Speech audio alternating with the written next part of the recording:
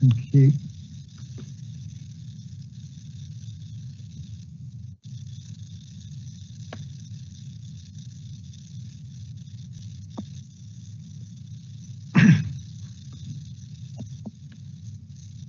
And now we're live, Chairman. Thank you. Thank you. Hello, good afternoon. Welcome to this virtual meeting of the Cornwall and Isles of Scilly Leadership Board. Before consideration of today's business, I'll outline the protocols for the meeting. Today's meeting has been live streamed to the public via Microsoft Teams and is also being recorded. When board members are speaking, they may choose to use their video. If the Council's live stream fails during the meeting, we cannot share proceedings. I'll adjourn the meeting so that access can be restored. If the issue cannot be resolved, I'll halt the meeting and the remaining business will be concluded at a future date.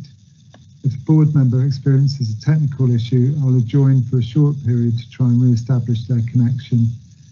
As I call board members to speak, I'll remind you to switch on your microphone. If for some reason you cannot be heard, the Democratic Services Officer will advise you. Votes will be taken by using the raise your hand function and along whether voting for, against or abstaining. The result will be announced by the Democratic Services Officer.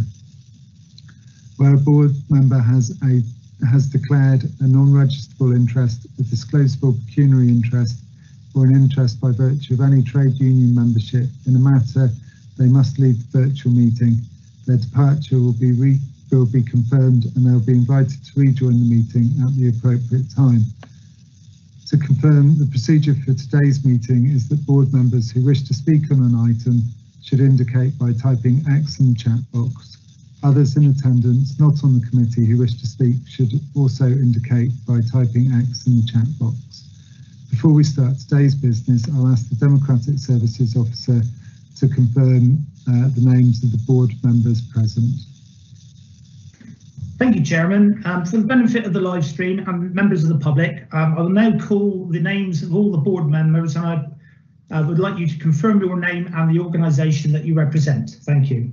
So starting with Councillor Julian German. Hello, Julian German, Leader of Cornwall Council, Chair of the Cornwall and Isles of Scilly Leadership Board.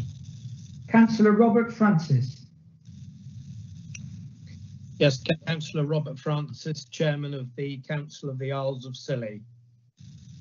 Councillor Rob Rocktree. Good afternoon, Councillor Rob Rockshaw, Cabinet Member for Adult Social Care, Cornwall Council. Councillor Fran Grotty. Thank you. Good afternoon. Councillor Fran Grotty, Vice Chair, Council of the Isles of Scilly. Councillor Linda Taylor. Good afternoon, Councillor Linda Taylor, Conservative Group Leader, Cornwall Council. Mark Dudridge. Good afternoon, Mark Dudridge, Chair of the Cornwall Isles of Scilly Local Enterprise Partnership. Robin Teverson. Yes, Robin Teverson, Chair of the Local Nature Partnership, Cornwall and Isles of Scilly. Toby Parkins. Toby Parkins, President of Cornwall Chamber of Commerce. Helen Price. Helen Price, Chair of Cornwall Association of Local Councils. John Govett. Yes, John Govett, Independent Chair of the Cornwall Isles of Scilly Health and Care Independent Care System. And Steve Double, MP. Thank you, Steve Double, Member of Parliament for St Austell and Newquay and representing the 6 Cornish MPs. Thank you. I hope I've not missed anybody apart from those that obviously will read their apologies in a moment. I can confirm that on the call today also are the following officers who will contribute to certain items on the agenda. Those officers will be Kate Canally, Chief Executive of Cornwall Council, Rachel Wigglesworth, Director of Public Health for Cornwall Council, Graham Jones, Chief of Staff for G7 Delivery, John Evans, Principal of Cornwall College, Martin Tucker, Principal of Truro and Penwith College, and Phil Mason, the Strategic Director for Economy Growth and Development. Thank you, Chairman. Thank you. and as Joe said, other officers attending who will be welcome to come in if and as necessary. So apologies received from Chris Blong, NHS Kerno, Alison Hernandez, Police and Crime Commissioner for Cornwall, Devon and the Isles of Scilly, Councillor Adam Painter, and Toby Parkins has given notice that he'll be leaving at 3. Thank you, colleagues. So declarations of interest. Does anyone have a declaration of interest that they wish to make? No, in which case we'll move on to the notes of meeting of 11th of December. So if we can look at those for matters arising, a couple of items to raise. On the EU transition impact and preparations, the open letter that we said we would send to EU nationals has been published, and we're continuing to press for the seasonal agriculture worker scheme pilot scheme to be extended to include non-food crops. And on page 9, the Cornwall We Want a shared vision for Cornwall's future recovery and renewal. We'll be returning to look at the implementation plan for this at the next meeting in June. Is there anything else, colleagues, in terms of accuracy or matters arising from the minutes that you would wish to raise?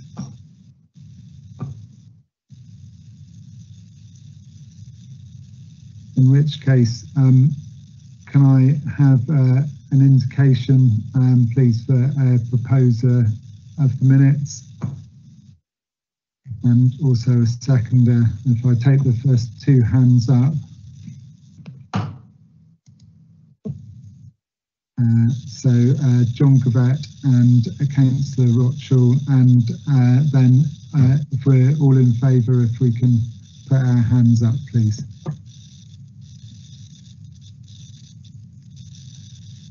Jerry, if you'd like to take the vote, please. Thank you, Chairman. At the moment, yes, we have 11 in favour, so that's been carried unanimously. Thank you. Thank you. And colleagues, if we can pop our hands back down so we're ready for the next one. Thank you. So the next item then is the Cornwall and Isles of Scilly Leadership Board amendment to board arrangements and proceed. No, it's not, is it? Yes, it is. Sorry, I'm getting confused. Amendment to procedure rules. Hopefully a brief item before we get to the updates. So this item proposes a minor change to the board's procedure rules. Currently, this requires that the vice chair of the board is elected annually. Recognising the board's collective role across both Cornwall and the Isles of Scilly, I would like to propose that the position of vice chairman is a standing appointment to the chairman of the Council of the Isles of Scilly, and therefore not subject to annual election. So that is the simple recommendation, colleagues. Has anyone got anything that they would like to say on the standing orders, on the procedure rules?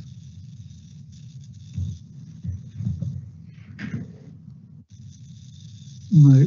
If not, then can I've moved. Can I get a seconder by putting a hand up? Thank you.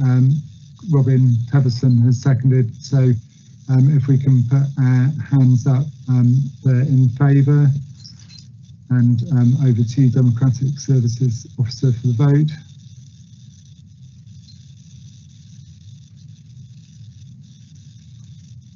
We're at 10 at the moment. So we have 10 voting in favour. Thank you. So if those can put their hands down. Thank you.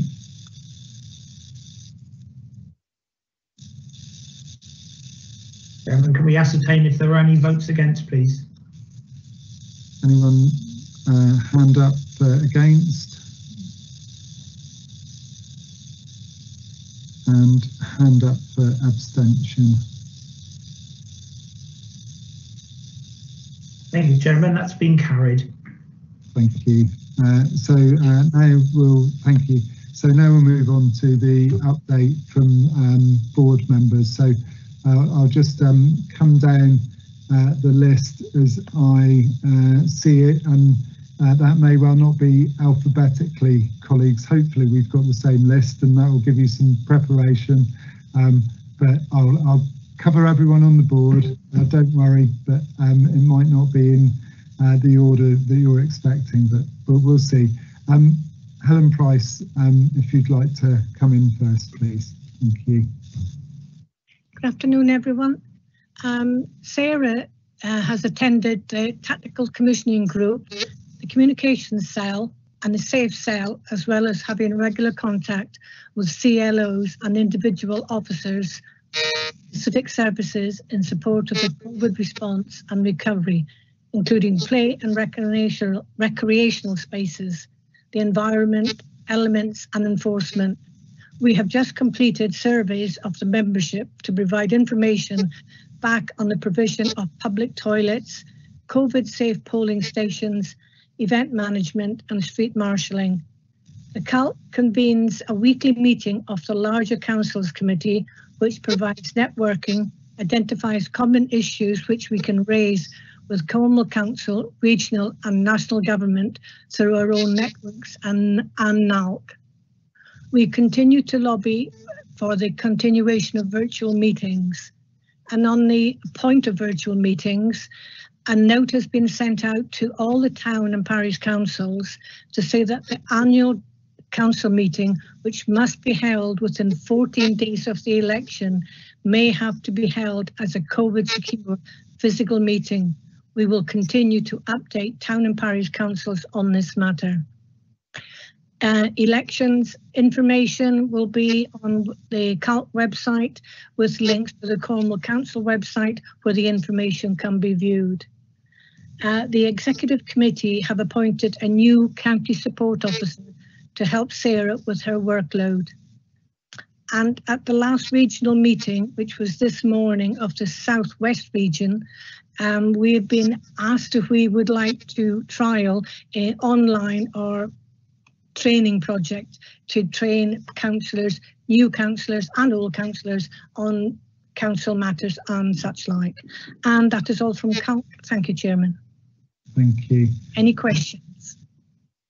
No questions at the moment, Councillor Price, thank you. But thank you very much for your update. So next on my list are two people that aren't board members but advisors to the board. Josie Goff is the G7 civil servant lead for the region, and so I'm assuming Josie will come in on that item, and David Crone. So David, would you like to provide an update? Yes, thank you. I'll leave most of the G7 update to Josie, but making some good advancements on that front, engaging with the council and other partners in the region. Also spending quite a lot of our time just clarifying the measures announced in the budget and helping local partners to understand the various new funding streams, etc., that have been announced. Working with LEP and other local partners to sort of maximise the allocation for Cornwall under the various other existing funding streams and initiatives announced by the government, and we're having good success on that front. That's a very brief update for me, but feel free to come back if you want any further clarifications. Thanks. Thank you, David. And next, Mark Dubridge, please. Mark. Yeah, thank you, Chair.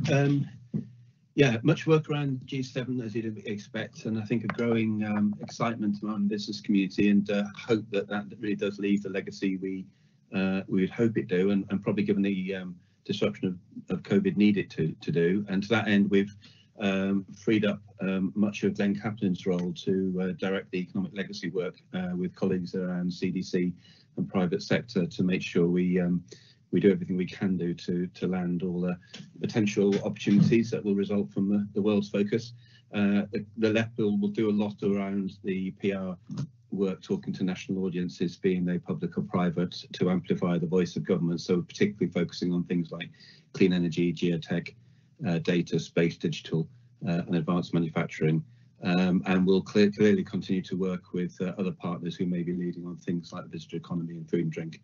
So in terms of our world, there is some concern at the moment around the budget and some centralisation of funding strategy to government, and probably still an ongoing sort of lack of emphasis for Cornwall and Scilly and the Greater South West. So that's maybe for another day. So we've been focusing on what we can directly influence, and that's making sure that we've got everything contracted we can do of all our investment projects, which we have, and we're making good progress on those. And I also think that as the European programmes draw to conclusion, we'll be pretty much in the same place there. So lots of work from many officers and many people to make that work, which we're really grateful. Some of it done at extraordinarily short notice. So good stuff. Really pleased to see that the Growth Hub is playing an ever bigger role in terms of business support and business advice, not just through COVID, but increasingly now around Brexit related issues. And we hope that that'll be something BEIS and MHCLG colleagues will want to reinforce and keep going in the future. We continue to chair a recovery group of all the business representative groups from business, alongside councillors from the colleague, British Business Bank, CBI and others. So that's continuing to prove very valuable. But we've set up a splinter group now, really looking forward to the summer, because we do expect visitor numbers to be up on even a normal year, let alone last year. And we expect, for all good reasons we know, that there will still be some restrictions in place which will limit capacity and costs. So we're working with enforcement officers and the council to make sure that we make sure that there is absolute clarity and as much communication of the things we can know to make sure we open up safely and properly. And also working with people like Malcolm Bell and Visit Cornwall to unpick some of the areas which will remain unclear, and probably will do as the vaccination programme rolls out. So that again, I think something we might want to bring back to this forum in a month or so. We continue to work with Robin and colleagues at Local Nature Partnership, because we're absolutely committed to trying to find a way of increasing support for our farming community, to make sure we can, one, make them more productive, but to also accelerate the rollout of elms. So we're looking forward to a meeting with George later on in the spring. And finally, because we've got a paper on it later on, we welcome the focus on further education. We've seen our skills and employment landscape change quite considerably, and will change again. So that focus on further education, which we'll talk about at a bit more length, is really welcome. There's some things we're concerned about, but directionally it's really good to see it being put front and centre by government. So thanks, Julian. Thank you, Mark. Councillor Grottick next, please. Fran. Thank you, Chair. The Council of the Isles of Scilly is continuing now to work on the post-COVID agenda, key areas welcoming visitors safely and picking up on work streams such as the corporate estate review. And of course, we are working on furthering our election plans. Thank you. Thank you. Thank you. John Gavett, please. Thank you, Chair. So from the Cornwall Scilly Health and Care Integrated Care System perspective, I'd like to start with an update on COVID and vaccinations. I'd like to note that the NHS and social care continues in its response to the pandemic. And in fact, the number of Cornwall residents in both the NHS in Trelisk, RCHT, and in UHP in Devon, re-COVID continues to fall, which is excellent news. We also welcome the success of the vaccination programme in our area and its rollout, with half of Cornwall and the Isles of Scilly population now vaccinated. And anyone over 50 will soon begin to receive their invitations as well.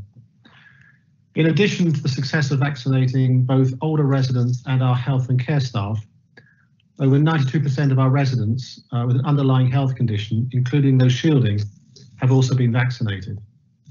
I think this seems an appropriate moment to thank all those clinicians and staff engaged in this whole process of vaccinations, but I was reflecting on today, it'll soon be a year since the first lockdown started. And I just wanted to recognise the huge effort that all health and social care staff have taken over the last year and to thank them for that. On other issues across the health and care system, of course, the implications of COVID and the pandemic has had other planning and budgeting issues.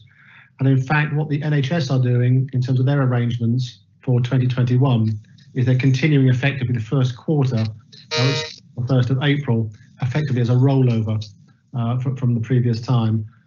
And that'll give them the chance to actually plan in a hopefully post-pandemic window. Of course, recovery plans have also been developed, and although people have continued to be treated throughout this wave of the pandemic, these will need to be further developed as we go forward to ensure that all people, not just the emergency and COVID, are also all supported. And what I wanted to refer on that is, of course, that reducing waiting lists for planned services will be a priority going forward. But I did want to reassure people that cases are under continual review to ensure people who need to receive the treatment in a timely fashion are receiving it. We're also conscious of the pressure on mental health services across the area, and we are alerted to the fact there may be additional funding for 21-22 to support mental health, but we're not quite sure yet what those numbers are. In between the last meeting we had and this one, there's been the publication of the draft Integrated Care System White Paper across health and care that will be looking to formalise the integrated care system as a formal entity, both in the NHS and in integrated partnership way from the 1st of April 2022. And we are currently seeking engagement and options for Cornwall, the Isles of Scilly, across all the trust boards, councillors, staff, services and customers, citizens rather, in terms of what the thoughts might be, but making an appropriate fit for purpose solution that we can put in place for the 1st of April 2022. And finally, although he's not on the call, I just wanted to openly say thank you to Ian Chalton, who is the chair of the CCG, who is actually standing down in a few weeks' time. So thank you, Ian. So thank you, Chair. Thank you. I'm sure all of the board members will echo that. Councillor Taylor next, please.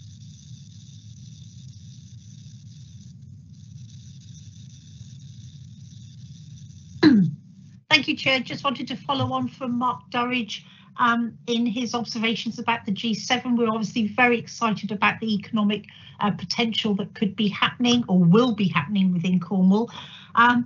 I was really pleased to see amongst the budget that Cornwall's been identified as one of those 100 areas to get the Community Renewal Fund.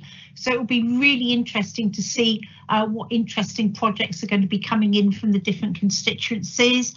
I also welcomed the 250k that's going to be going out to Cornwall Airport. It's a huge boost during a particularly difficult time for them. And I would like to take this opportunity once again to actually acknowledge the work that the Devon and Cornwall Police are being challenged with in relation to the G7, not only now, but obviously, you know, they're going to have a big challenge going ahead and during the summit. And I would like that recorded, you know, to show my thanks on behalf of the Conservative group for the work that they are going to be doing. Thank you. Thank you, Councillor Taylor, and again, I'm sure that all of the board members would echo that. Councillor Rothschild, please.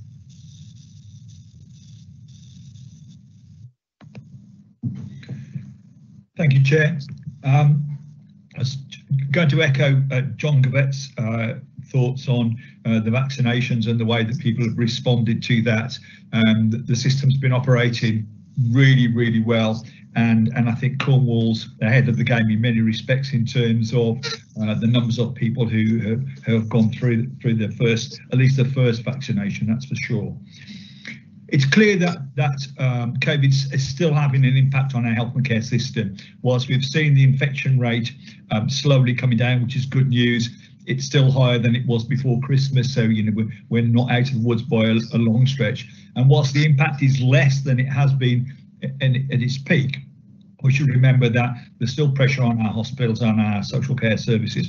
And particularly, I think, from an adult social care perspective, the challenge that we've got about fulfilling domiciliary care packages, and that's a real challenge.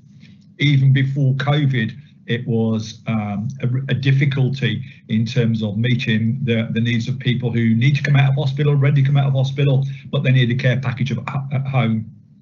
And that challenge has been exacerbated during the whole COVID process.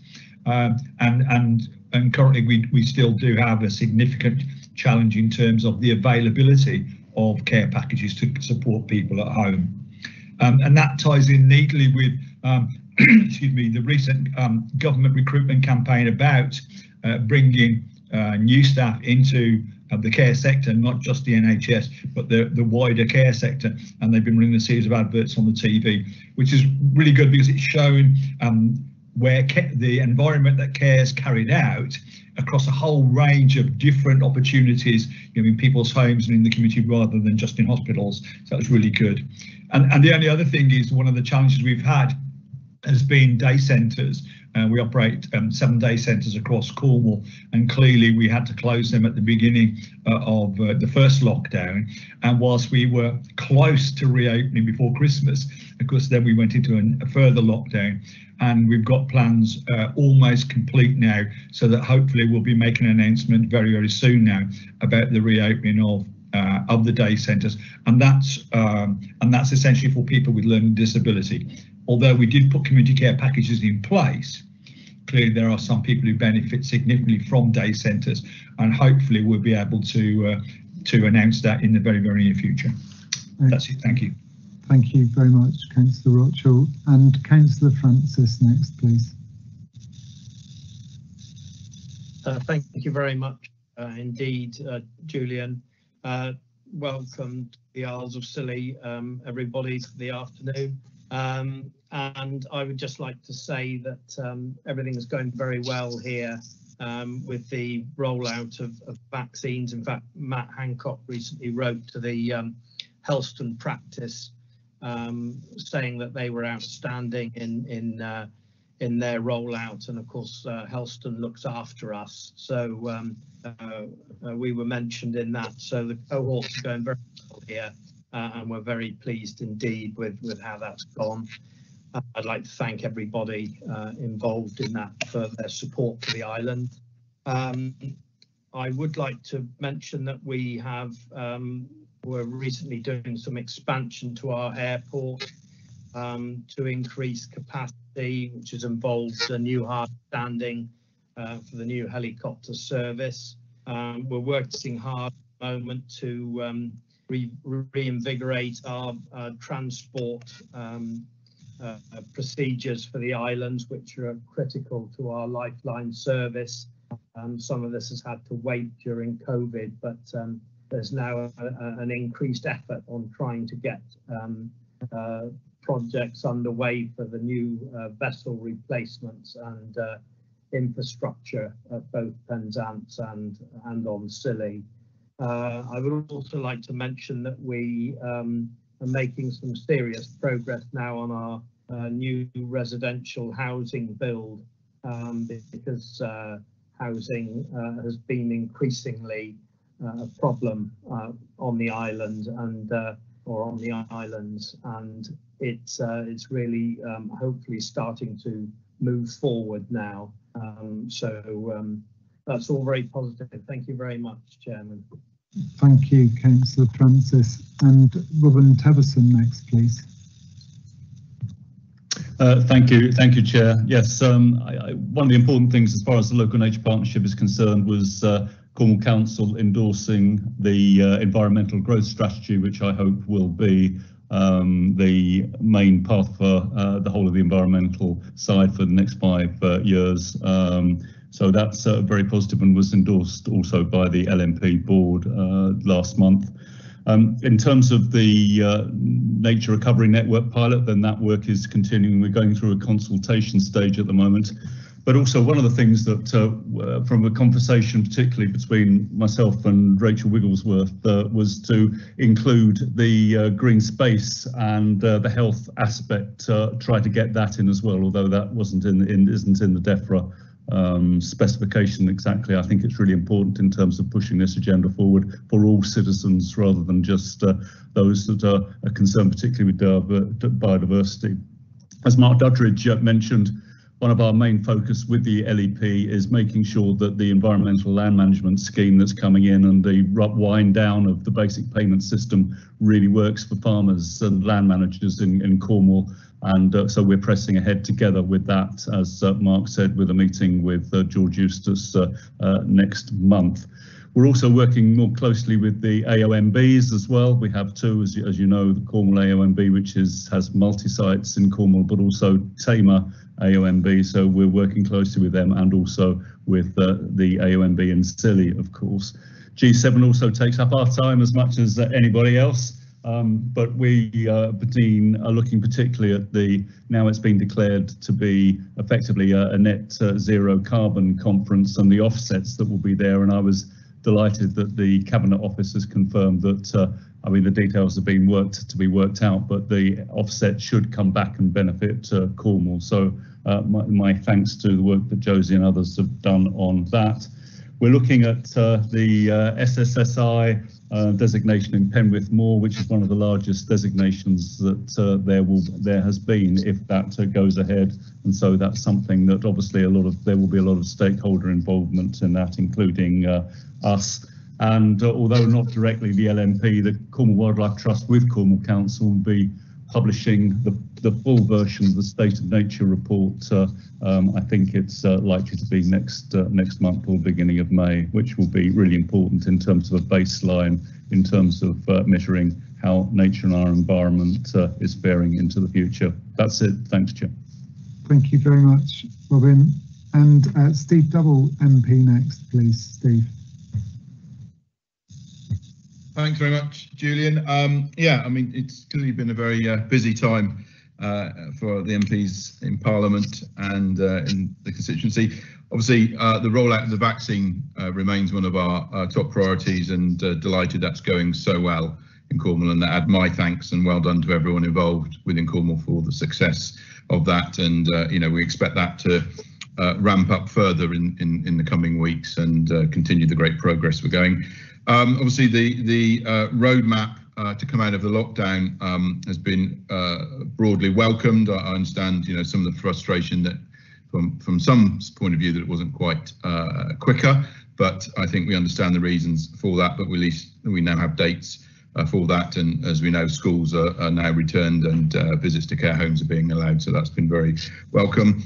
We've obviously had the budget, as others have already referred to, and there was a great deal to welcome in that for Cornish businesses, particularly the additional support or extended support for tourism and hospitality, around the grants, the VAT cuts, the business rate, holiday and furlough all being extended, that's been very important for local businesses. And the extension of the universal credit uplift for another 6 months, I know is very important to many Cornish families. And again, as others have referred to, the various pots of money that were announced, and Cornwall being identified as one of the priority groups priority areas for the UK Community Renewal Fund. And I know the MPs are all working to make sure we make the most of all of the opportunities that will bring.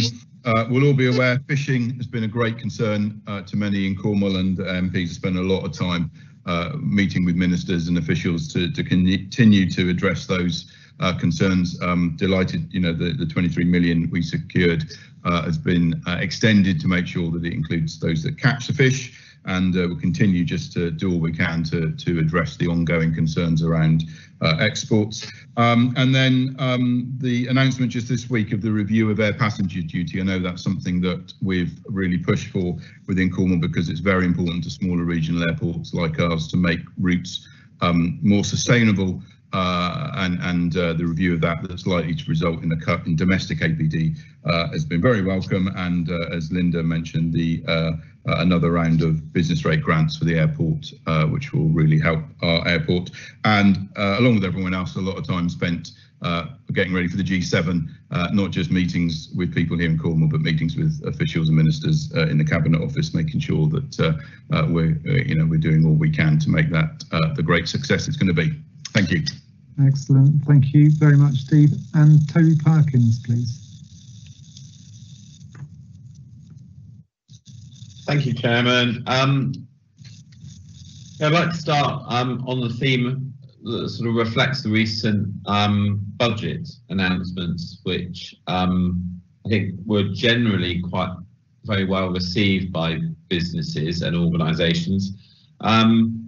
Specifically, there was an underlying theme around investment, and I think that's a really wise theme, really.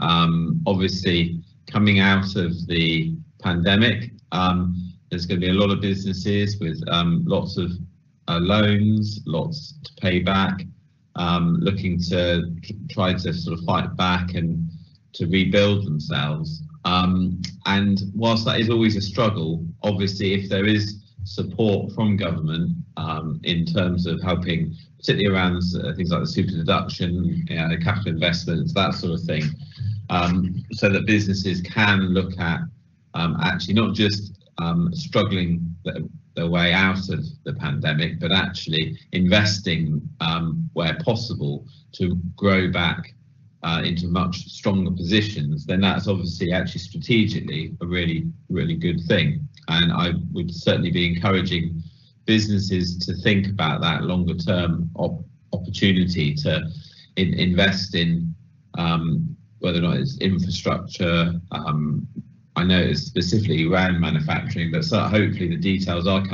starting to come out now, where there are incentives for businesses to invest in the future, and that obviously leads towards building a stronger economy in the medium to long term. Secondly, around G7, I'm pleased to hear that various different agencies and organisations are working together. From the business community's perspective, the G7 opportunity could be quite significant, partly from raising profile of some of the activities that are going on in Cornwall.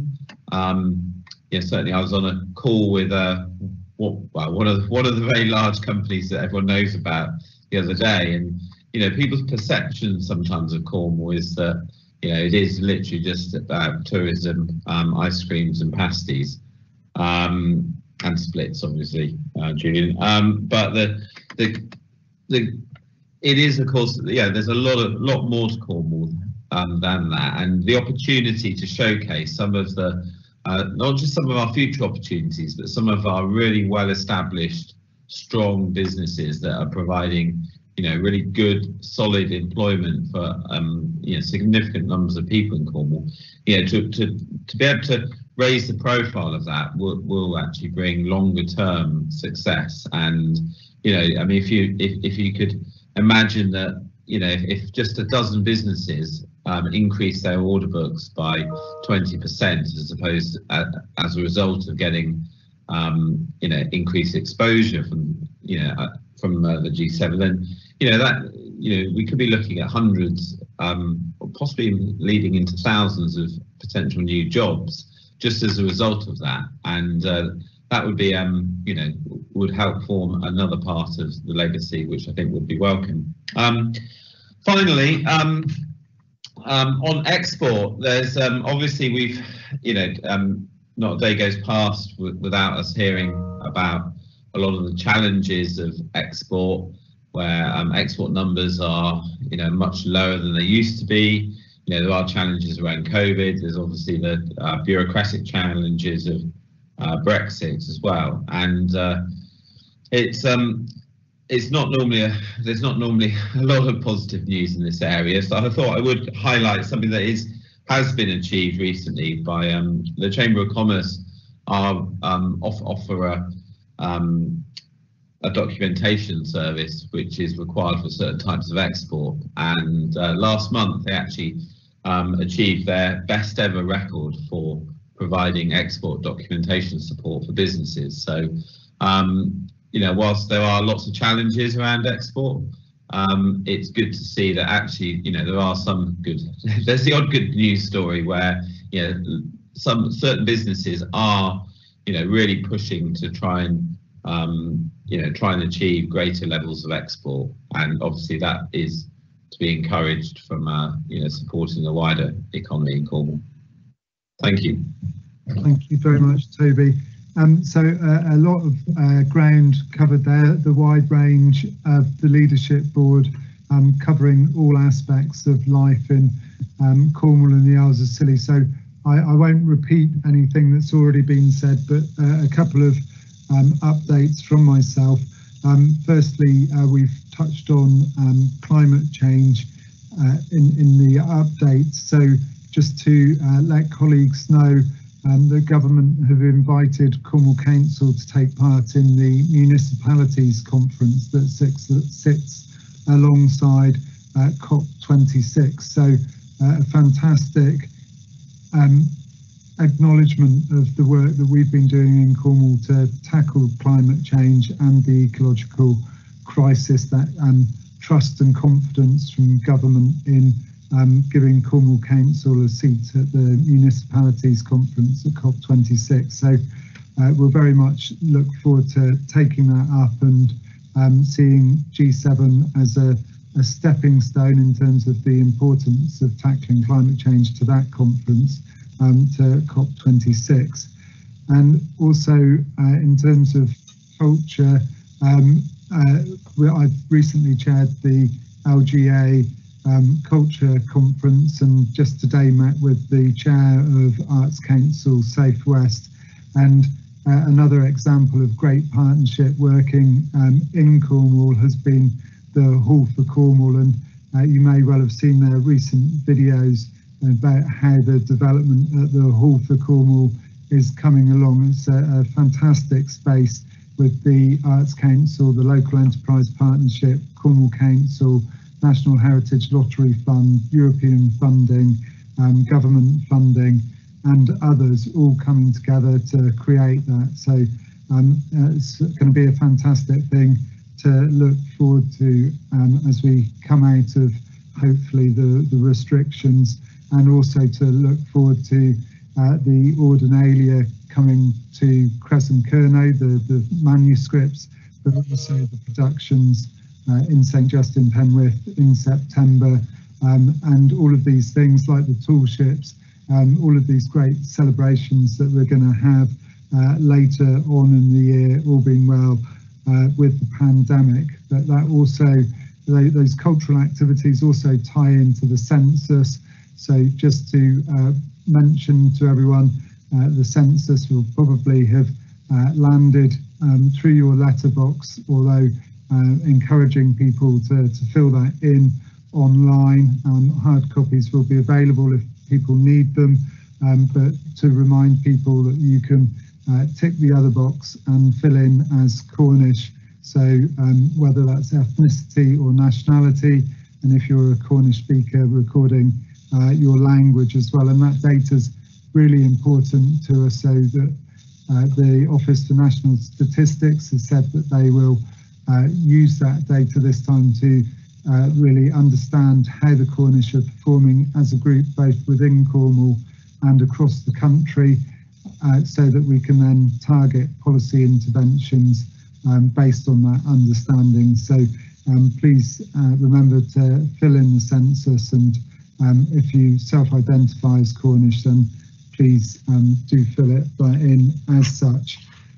So obviously the pandemic is still very much in our minds. So the next two items, updates, firstly from Kate Kennelly on the Cornwall and Isles of Scilly COVID-19 Recovery Coordination Strategic Group, and secondly from the Cornwall and Isles of Scilly Director of Public Health, Rachel Wigglesworth, on the Cornwall and Isles of Scilly Health Protection Board. So I'm going to, they're intrinsically linked, so I'm going to take those two updates together, and then take any comments and questions that you may have on them. So Cornwall and the Isles of Scilly have witnessed some significant challenges since our last leadership board meeting back in December, when Cornwall was in Tier 1 and the first vaccination clinic for COVID-19 had just been established at RCHT. In that time, since we've seen a third national lockdown, the highest daily UK toll of COVID-19 deaths, but also the fast and efficient implementation of a vaccine programme, which, thanks to the quite remarkable efforts of our NHS colleagues, many others supporting them, and the many volunteers as well, provides hope that we are moving along the pandemic and hopefully at the beginning of the end. So 2 updates now from groups that have played a fundamental role in overseeing the work that's taken place during this time. So I'll firstly come to Kate Kennelly to update. Thank you, Kate. Thank you, Chairman. So on St Piran's Day, we marked as well the St Piran and Pirantide, the fact that we have now had a year of having COVID cases in Cornwall. And during this time, I think the strength of partnership working has been so crucial to how we have delivered and protected and supported the residents, businesses and visitors to Cornwall. And that has been a key focus of the work that we've been doing as executives coming together in the Strategic Recovery Coordinating Group. So within your pack, you have an update of our last meeting on the 18th of February. I just wanted to pull out a few things that came up in our discussion. We spoke about the G7, but we'll turn to that later on in the agenda. But we had an update on the work on towns. And I think as we look to what comes next and our recovery, a focus in on towns is really important. We have submitted 4 strong towns bids. We've received funding through the High Streets Fund for Penzance and through our local funds that we're working across with a range of towns on town centre vitality. The data that we look at shows us why this is really important. So, for example, within Newquay, we know that 43% of the working age population are now on some form of benefit to top up their income levels. We know that some of our towns have differential patterns of growth, and we had a real focus in on towns on our last meeting. And stat that really stood out for me was that this imbalance between population growth and employment growth in some of our towns, viewed, for example, has seen a 23% population increase in the last 13 years, but only a 0.8% employment increase, whereas it's been the converse in Falmouth.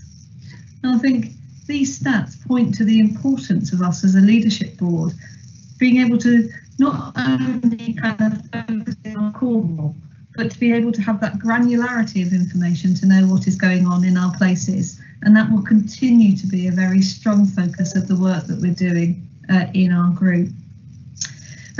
We looked in detail at the dashboards, which the leadership board members see, and it's available on the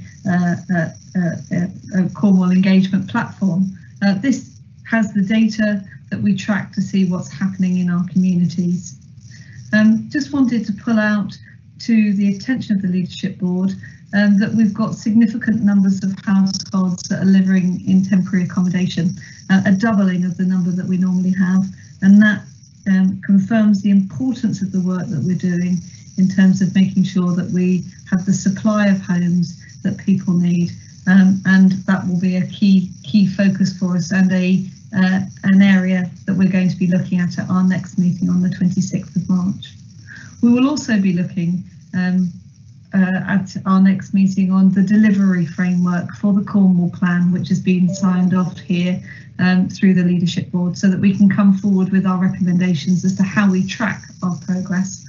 And we will also be considering the Prime Minister's roadmap that Steve Double referred to earlier, around what that means for us as partners in how we're going to work together to enable the safe reopening of Cornwall's businesses and of our society. I'll leave it there, Chairman. Thank you. Thank you very much, Kate. And if we go straight to Rachel, and then we'll take comments afterwards. So if colleagues like to put an X in the chat bar if they'd like to come in with any comments. Rachel, please. Thank you. Thank you, Chair. As many people have mentioned, we're in a very different place to where we perhaps were in December the 11th when we last held this board. So I'm just going to reflect on a couple of things related to COVID, then where we are now and some of the challenges for the future and the work that we've done in between. So at the time that we last met, we had a rate of around sort of 23 per 100,000, about 70 cases a week, but we have been through obviously a big rise in our cases post Christmas as we went into the tier 1, and we reached a height of around 360 cases per 100,000 in a week, and that's about 2,000 cases in the week, confirmed cases. So clearly it's had a big impact on our population.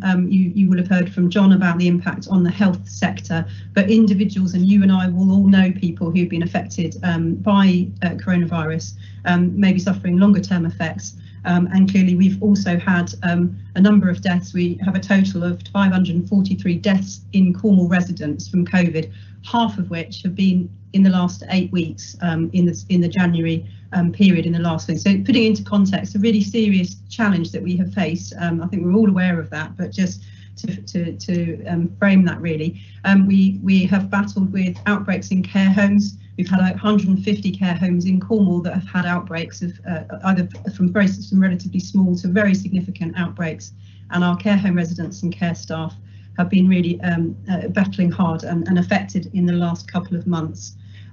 So one of the things I wanted to outline was that when we see who's been affected, not only our health and care staff and residents, but also people who are in frontline work. So the people in low wage and that are doing front-facing jobs or in production, key workers, have really borne the brunt of this in Cornwall. So there have been more outbreaks in food production, as I say, and those areas. And we look at our cases and they're very much aligned to the more deprived people in our community. So we need to bear that in mind. Not only have they had the infection sort of burden, but they also are facing the sort of economic consequences, as Kate has outlined.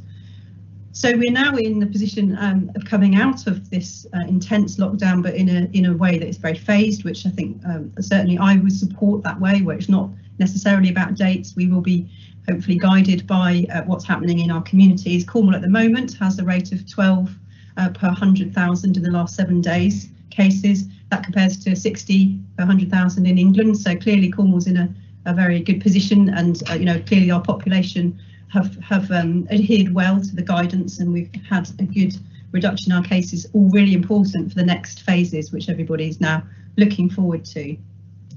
So just, I think the importance of the work of the local Outbreak Engagement Board in bringing together many people who are also on this leadership board in terms of providing that sort of common front and addressing issues and presenting that clear communication to our population, I think has been really important. And I think that's what Cornwall does excellently. So I think that's obviously key to the next stages. And also in our recovery agenda, thinking about the health impacts coming out of the lockdown anyway. We know that our mental health and well-being and risks of crisis and suicide from the impact of this is really severe. So that's going to be a key part of our recovery agenda. And I know we'll be all signed up to that, but also impacts like food poverty, fuel poverty continue to affect us, and a range of other things around stepping back up important NHS services that are identifying disease early and preventing things have been deprioritised. So clearly important parts of recovery agenda. And then finally, in terms of key issues, the Health Protection Board are particularly focused in the next stages in making sure that we have a vaccine rollout that includes everybody, and that we don't have people left behind to still be vulnerable because they haven't accessed the vaccine for a lot of reasons. So really targeting groups that might be excluded. And then preparing for any surge testing we might have to do for variants of concern. So a number of areas in the southwest have been affected. If Cornwall were to, we need to be prepared, and that's obviously one of the things the Health Protection Board will be working on and have developed. So living with COVID will clearly be the sort of tune of the next months. And clearly we hope that we have a safe G7, and as Director of Public Health be working in the background on making sure that all of those things are as safe as possible. But thank you to all partners who obviously supported the response and will be involved in that recovery journey. Thank you. Thank you very much, Rachel. So I'm going to say a couple of words while I see whether anyone puts an X in the box to comment on those two items. My theme today is going to be around partnership. That's the very point of the Cornwall and Isles of Scilly Leadership Board, that we come together to be stronger together, and in both of these areas tackling the pandemic. We've seen health, social care, volunteers, community come together to tackle the pandemic, and obviously some appalling loss of life and very difficult situations for individuals, and long-term health implications for people, but that we've come off, or that we've done so well in preventing coronavirus spreading around our communities is testament to that partnership, to that coming together. And as we look towards renewal as well, seeing our business community, the councils, funders, the cultural and creative industries all coming together to think about how we can emerge from the pandemic and have a sustainable future. Again, all about partnership and about working together. So long may that continue.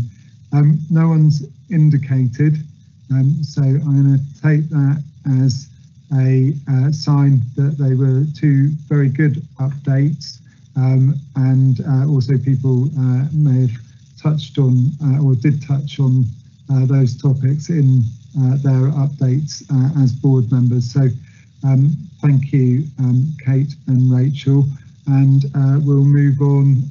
Rachel segued into G7, so we'll move on to that next agenda item, which is the G7 Summit Legacy Objectives for Cornwall and the Isles of Scilly.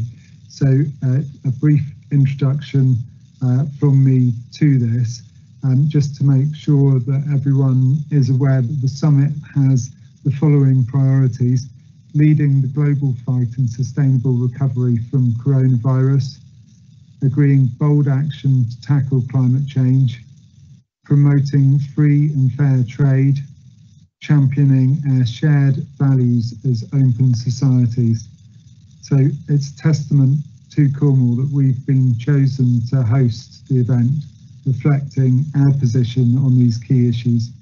The summit is our opportunity to showcase Cornwall and the Isles of Scilly as a great place to live, work and do business.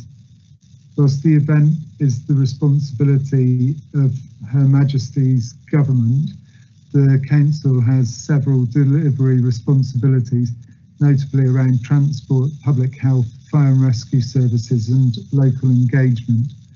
So please be assured that in delivering these services, we're seeking reimbursement of any extraordinary costs from government so that no additional financial burden falls upon Cornwall and the Isles of Scilly Council taxpayers.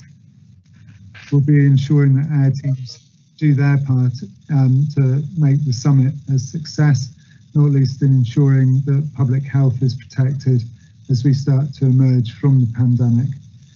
Personally, I'm very focused on making sure that we maximise the benefits to Cornwall and the Isles of Scilly, and the paper in front of us therefore sets out our legacy plan, and as we've already heard, great partnership coming together to agree this and to look at how we can make the most from the summit. So I'd like to introduce Graham Jones, Chief of Staff for G7 Delivery, to talk through the details. Graham, please. Thank you, Julian, and good afternoon, everybody. I just want to go through, first of all, perhaps some of the state of play on the operational side of things, and then I will pass to Phil Mason, who has been leading the Legacy Board and the Legacy Programme around this for the Council. So as the leader has mentioned, it's a great opportunity to showcase Cornwall and the Isles of Scilly to the world. The Cabinet Office is acting as event organiser and responsible for the overall delivery, and the Foreign, Commonwealth and Development Office is responsible for the practical delivery of the summit logistics. In terms of the Council's perspective, I think we have three priorities. Firstly, to make sure that the event runs well and is seen globally as a success, perhaps sets a benchmark for future events. Secondly, which is the purpose of this paper primarily, is to make sure that we maximise the legacy benefits of hosting such a global event, and we gain a positive local economic impact from it. And then thirdly, perhaps a bit more peripherally, but this is seen as a staging post to the UN Climate Change Conference COP26, which is going to be held in Glasgow in November, and is a stepping stone. As we've already heard, the government has committed to a carbon neutral event, and there will be some offsetting projects after the event to deal with that side of things. The leaders mentioned the primary areas of responsibility: transport infrastructure and management around the airport and the road network predominantly. Fire and rescue services will need to be enhanced during the event. Public health, Rachel's already covered, but also planning and licensing, cleansing and waste, and communications and engagement. There are a number of temporary structures going up and temporary sites going up to support the event, and there's been a senior planning officer appointed to make sure that due process is followed on planning and licensing, etc. We have a programme board on which a number of this leadership board members sit, and we are expecting there to be a partners programme. What is unlikely is that the leaders will be out and about in Cornwall. They're coming for a summit where they can talk in private in more intimate surroundings, but there may be a partners programme where people are out and about in and around Cornwall. In terms of the financial implications, again, as the leader has just mentioned, we are in negotiation with government to make sure that those extraordinary costs that are needed to be covered for an event of this scale are covered by government, and there's good progress on that front. The legacy programme then, I think I will hand over to Phil at this point, as he is the chair of the legacy board and can take you through that side of things. Thank you. Thank you very much. Mr. Mason, please. Thank you, Chair. So yes, as Graham has said, I'm chairing the legacy board. I also sit on the programme board with Graham so that we can coordinate and make sure all of that work fits together and there's good communication between us. So in my role, I'm very fortunate in that, as Mark Dudridge mentioned earlier, that Glenn Kaplan is dedicating a significant element of his time up until the end of June to the event, so that we have a very strong leadership and capacity to organise particularly the economic activity, showcasing and legacy that we want to achieve from the event. And as well as Glenn, I'm also being supported by Jessie, who people know in respect of those conversations with government, putting together an ask of government for, in a sense, a set of offers from government to support us in terms of both legacy, in terms of things that we need for the event, but as importantly, a longer term investment in Cornwall off the foundations of what's happening in terms of the G7. So a strong team, and hopefully that gives people some confidence that we've got some capacity. The legacy board itself is very big because there are a lot of partners and a lot of partners who want to get involved. I set a philosophy at the beginning, which was around earn your place. So people to come with capacity and resource and are willing to do things, and that's exactly what is playing out. Many partners across Cornwall are coming, leading areas of activity, and in a sense we're using the board to join those conversations together and make sure people are involved where they should be involved, but people bringing their own resource and capacity. So the event itself is going to bring people to Cornwall, and indeed in terms of some of the nations attending, some quite significant numbers of people. So we know that Cornwall is going to be busy at the early start of summer, and that is obviously going to be a good thing in itself because of the genuine boost that we need to our hospitality and tourism sectors. So let's hope that COVID allows that activity to take place and that we can have a good boost, as well as that showcasing Cornwall on a world stage for the future, and that we couldn't normally buy the type of advertising and media attention that we're going to get from this. So that is inherently a good thing. But as you said earlier, Chair, this has to be more than just about tourism.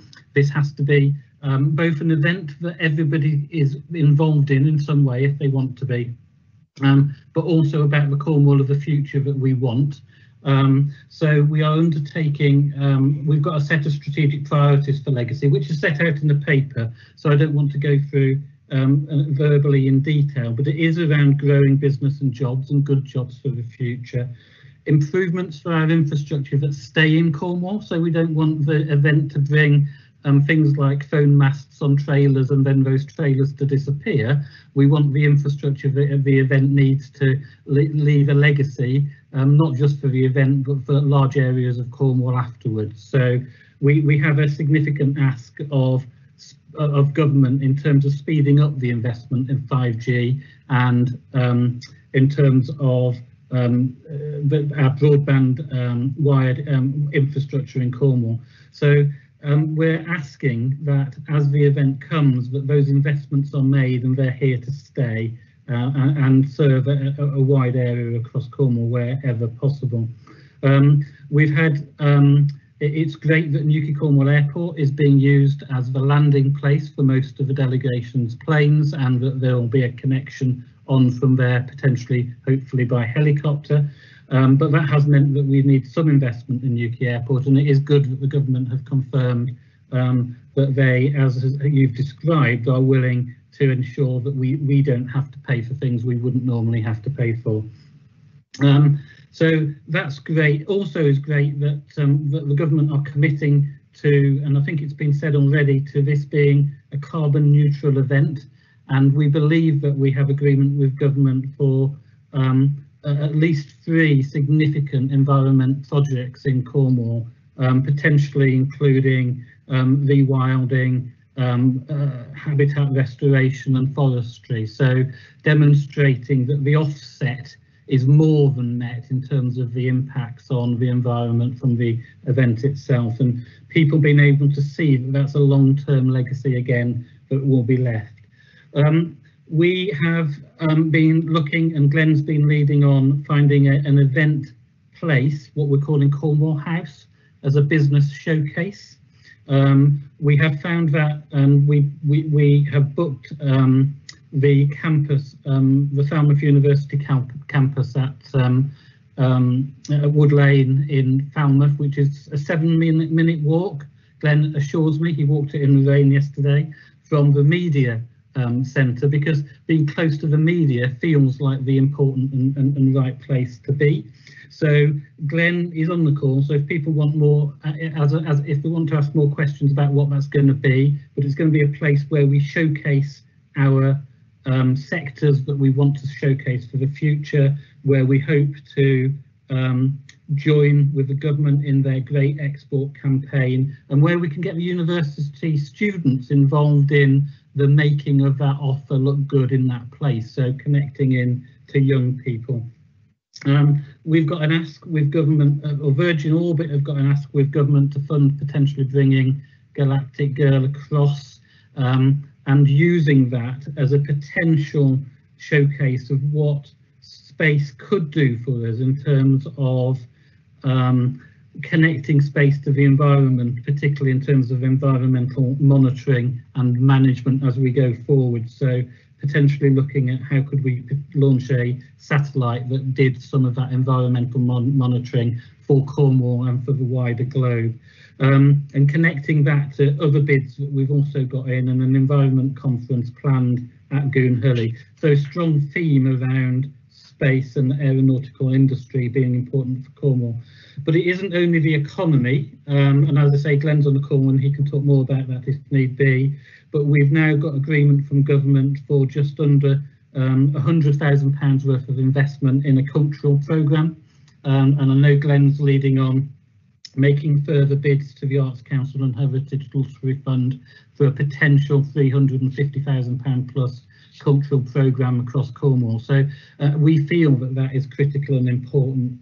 Our own Children's Services lead, Rachel, has put in place a programme about inspiring a generation, so a children's programme across Cornwall to get children involved. And again, we can let members of the board have more detail on that if they want to ask for it. We saw a paper at the Legacy Board this morning, and we also heard about the volunteer programme that the Voluntary Sector Forum is putting together to also get people inspired across Cornwall. So hopefully that's given a flavour of the work that we're doing, and people can see, and members of the board can see, that we genuinely are trying to reach out with partners and to everybody, so that everybody who wants to be involved in some way across Cornwall could get involved in some way, and therefore this would be an event for everybody, but would genuinely leave a legacy which we would be proud of. So happy to answer any questions, and as I say, Glenn's on the call as well to answer any questions about the economic outputs that we're trying to achieve. Thank you, Chair. Thank you. So board members, any comments that you'd like to make for Graham or Phil? We've got a recommendation as well. Chairman, there is an X in the box from John Evans. I'm assuming that John is here for the next item. He's not a board member. Steve? Thank you, Steve. Thanks, Julian, and thanks for that, the update on that. Yeah, I mean, everyone will be fed up shortly of me banging on about this, but the one thing I want to see as a legacy from G7 is a gigafactory in Cornwall building car batteries. I think, you know, if we're going to have something that is truly transformational, that fits in with the theme of the G7, that, you know, in terms of sustainability and carbon free future, you know, what more could we aspire to than using the lithium that's now been clearly identified to actually manufacture the batteries here. I've said time and time again, Cornwall's history is full of us being very good at getting things out of the ground and then shipping it somewhere else to be manufactured, and all the value added jobs end up elsewhere. This time we need to make sure we don't let that happen. We want the manufacturing here, and I really think we should be using the G7 as an opportunity to press hard for a gigafactory to be built here in Cornwall. I have a meeting with the Secretary of State for Business on Monday to really put this to him, and I really hope it's something that we can all get behind. Very good, thank you very much, Stephen. I'm sure if there's any support that the council or local enterprise partnership can give for that meeting, just ask. Josie Goff, the lead civil servant for the region for G7. Josie, if you'd like to come in, please. Hi, thank you, Julian. I'd just like to sort of echo some of the stuff that Phil was saying, in that, you know, it's been really great to hear about all the enthusiasm from partners and the plans that are already underway, and the opportunities to reach out across the whole spectrum of society in Cornwall, businesses, young people, residents, etc. I'd just like to make a couple of comments. One is obviously that the time is a little bit against us. I think we're on 91 days now. So there is a degree of considering what's achievable within that time frame, what's realistic, and what can we actually secure commitments for. I think that comes down to a kind of combination of what success would look like for Cornwall, is that kind of portfolio mix of legacy achievements. So you've got your kind of strategic bespoke deal type sort of legacy asks, which are kind of mid to long term, which need to be balanced off against the kind of more immediate impacts to residents that could be a bit more tangible immediately, but whether that's the carbon stuff or the arts program or the school stuff. So I think for me, success would look like a really nice portfolio of the strategic and the local, bearing in mind what's achievable in the time frame. And actually what might be achievable in the time frame is not the delivery of some of these things, but the commitment to some of these things. So I think, you know, let's look slightly beyond June, but recognizing that the attention is on Cornwall until June. So try to secure kind of some of those kind of processes going forward. The only other thing to say is that we have also had a really clear steer that everything we do must be completely compliant with COVID roadmaps, and we're not looking for any exemptions in that. I don't think we'd want to anyway, but just to make sure that everybody's plans are completely compliant with that roadmap, and that we make sure that we are in the right step of the roadmap depending on what time different events are happening and whether or not there is the possibility of looking for virtual or outside events to maximise those opportunities. But yeah. Thank you very much, Josie. And Mark, please, Mark Budridge. Yeah, I think I just wanted to thank Steve for, I think that's the sort of ambition that Steve outlined for a big factory. And I think if you dial Cornwall back a couple of years, that would just seem like wishful thinking. But we know we've got the lithium, we know we've got the space around our, particularly around our nuclear enterprise zone. We hopefully expect to have energy coming in from floating wind, offshore wind deployment in the Celtic Sea, and we have access to skills around from Falmouth to Plymouth and all places in between. So it just strikes me that two things to support these. One is we need to be really ambitious to put Cornwall on the map, and to, you know, I did a blog recently sort of not just pasties and pole dart, but the fact that we can genuinely state why we should have a bigger factory in Cornwall next to a spaceport with international connections. This shows the sort of lasting legacy that we could make this G7 deliver. So hopefully Steve will right behind you, but any support, absolutely fantastic. Thank you. Just making sure there's another hand up on it. Any comments?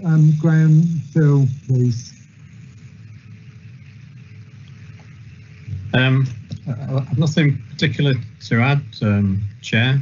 The only thing perhaps I could mention is that we've now established websites for people to get information from, or email addresses, I should say, for people to get information from.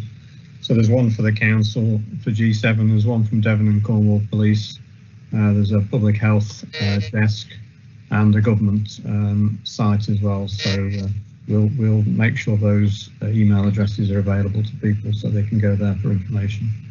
Thank you. So the council one is G7Cornwall at cornwall.gov.uk, and we'll make sure for people watching the webcast that those are disseminated. They're on the council website, also on Devon and Cornwall Police websites.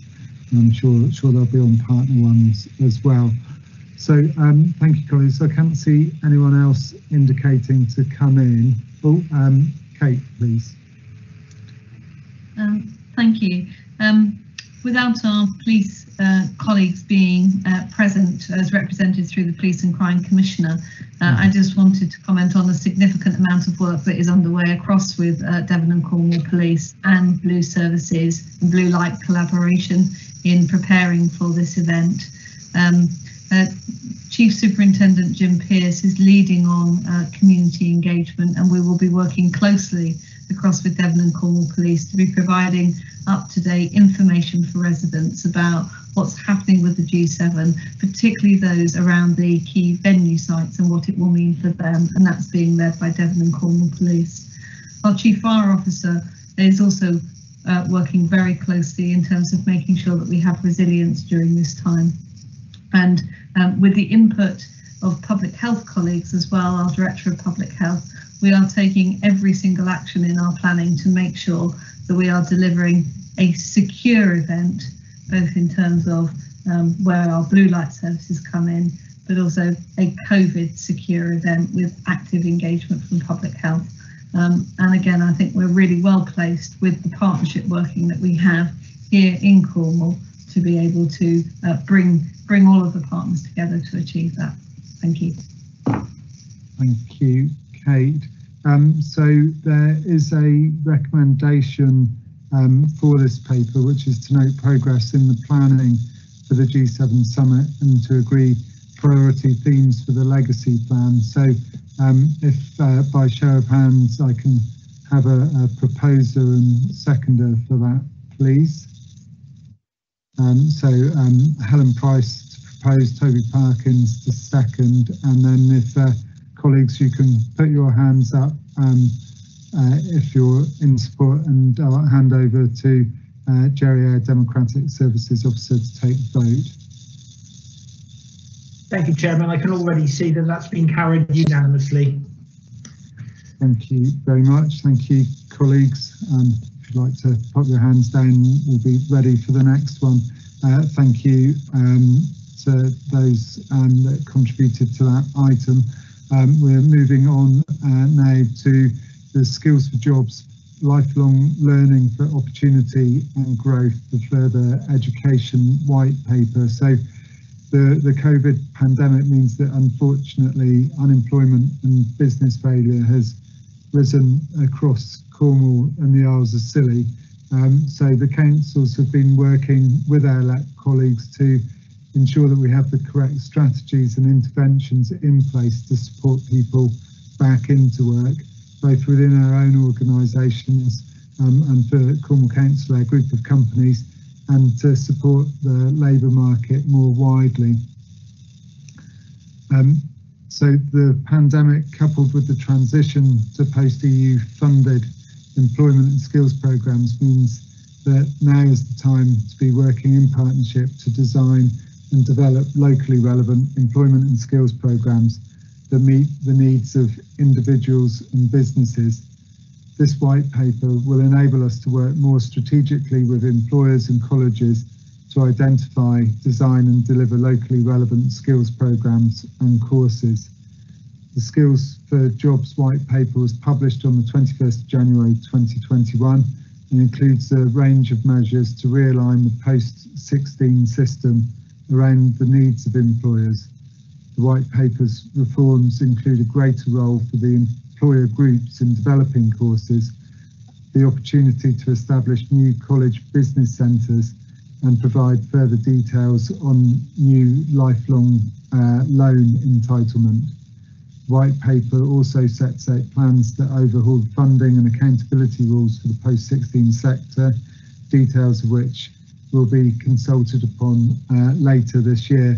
So really pleased to welcome to the meeting Martin Tucker, Principal of Truro and Penwith College, John Evans, Principal of Cornwall College, and Stacey Sleeman, Cornwall Council's People and Prosperity Manager. So I'd like to hand over to Mark Dudridge, who you all know is Chair of Cornwall and Isles of Scilly Local Enterprise Partnership, to say a few words of introduction on this. And again, colleagues, there's recommendations for us to vote on at the end of the discussion. So Mark, please. Yeah, thank you, Julian. I'll just say a few words because you've introduced a lot of the paper. Just want to re-emphasise really that we're expecting the skills and employment situation to be in Cornwall City to be very dynamic. We've already alluded to the amount of people accessing benefits on employment. I think we referenced the 43% in Newquay, but at the same time we are looking forward to the economy opening up properly, but at the same time we've got gaps in health and care, skills and provision, which John Govertz alluded to before, talked about before. We know we've got sectors which are struggling to attract employees at all. And Toby mentioned some of the areas of success, some of the new businesses, new sectors growing out of Cornwall need new skills, and so we do very much welcome the focus on FE and this paper, and I'm really chuffed that John, Stacey and Martin are on the call. We've also got Francis Brennan, who chairs our Employment Skills Board on the board, because we have seen a huge amount of work being done by colleagues over the last few years, understanding our skills need both now and in the future. So we start this process at a really good place. We've also now got a very dynamic Employment Skills Board, which is made up of employers from all sections, both public and private, and all sectors within the private industry as well. So we are very near to employers and what they need both now and in the future. And both colleges have been working hugely collaboratively between themselves and between those bodies as well, to make sure that the breadth and depth of the FE provision continues to grow in Cornwall. And as a LEP, we have invested some of our monies into the new STEM sector at Bodmin, which is on its way to being completed, and we're very anxious that we find a way to unlock the funding behind the redevelopment of St Austell in the future. So this whole area is hugely important for Cornwall as we come out of COVID, and we hopefully grow the new economy that we want to live within in the future. So with that, I'll pass over to Stacey and colleagues to take you through the detail.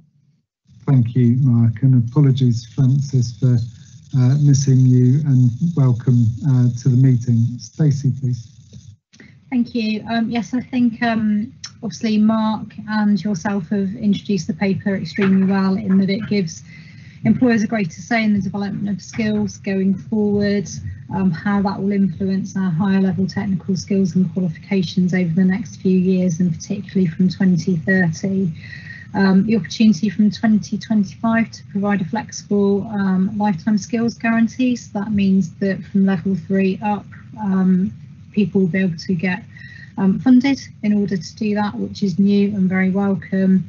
And then some things around consultation, which will come out later in the year, around simplifying and reforming funding and accountability for FE institutions, and really important to the sector, looking at supporting outstanding teaching and getting some better kind of support around that agenda to attract more talent into wanting to teach and lead FE institutions going forward.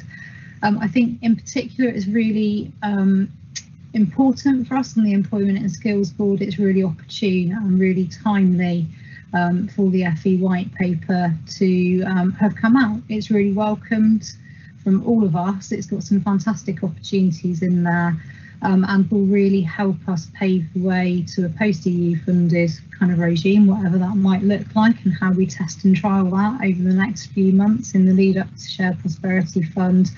But also paves the way to potential Cornwall deals or devolution opportunities if we can set out how well we can, one, inform the design and development of courses, but then also deliver them successfully and make an impact on our economy going forward. So what we're really proud of is having refreshed our Employment and Skills Board over the last year or so in the middle of the pandemic. And as Mark has said, we've got some really good sectors and representation on that board now. So we would be extremely keen to work with representative bodies such as the Chamber, the Federation of Small Businesses, and our Growth and Skills Hub, and probably a whole host of other kind of representative bodies that are out there across Cornwall as well, to establish a sector group that reports that Employment and Skills Board but delivers the outcomes of the white paper. So in essence, we support the white paper. It's a fantastic opportunity. As always in Cornwall, we'd be quite keen to be a pilot or a trailblazer so that we can use our existing governance structures and opportunities to inform how we run that in our own local way to ensure that we've got really good investment opportunities and development here. Rachel DeLorme is also on the call. There's some particular outcomes set out in the paper around careers. So if there's particular questions around those careers, outcomes and opportunities, then Rachel's here to take questions as well. And the paper, I can just confirm, has been written in partnership with John and Martin and the Employment and Skills Board. So it's been definitely done in a collaborative way, and hopefully we're all supportive and moving towards the same outcomes there.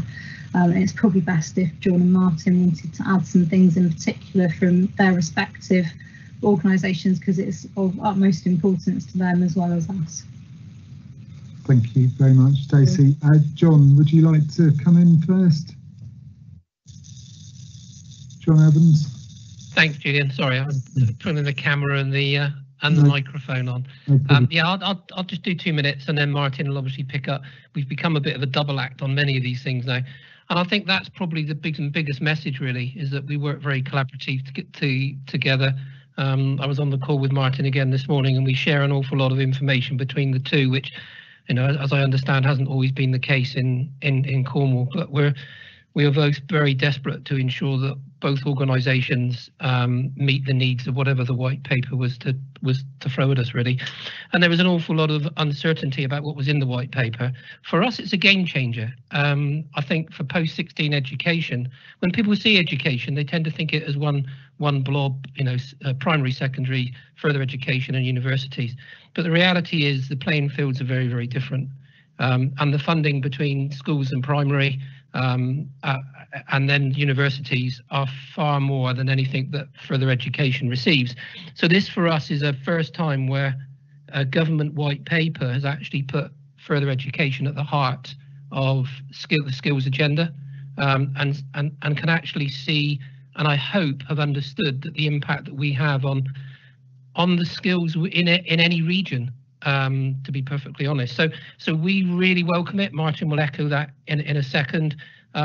I echo Stacey as well. I think the Employability and Skills Board is a very strong board, and what it started to do is really energise some relationships, and really starting to get underneath the skills required within Cornwall. I think the biggest thing about the white paper, and it's been based on the German and the Swiss model, and I was lucky enough to be one of the 3 that was sent.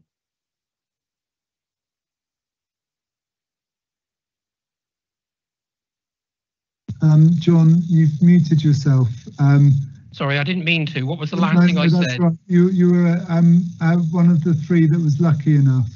I probably I started talking rubbish after that, so you're right to I was right to mute it.